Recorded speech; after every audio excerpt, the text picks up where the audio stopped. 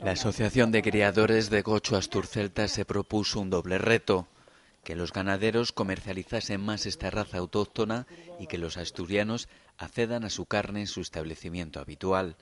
Un año después, su presidente se muestra convencido de que lo van a conseguir. Estamos hablando de unas 7 carnicerías seleccionadas a lo largo de toda la geografía asturiana.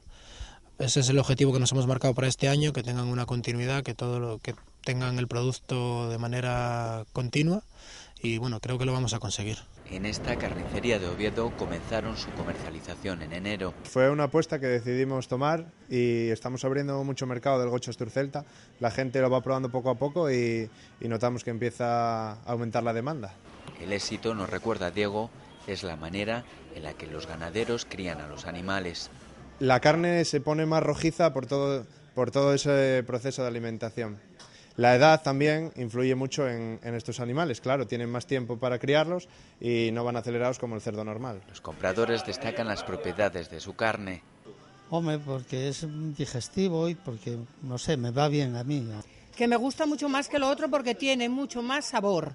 Ahora hay 300 cerdas reproductoras que son la base de los lechones. Hace tan solo 9 años, el gocho asturcelta estuvo a punto de desaparecer.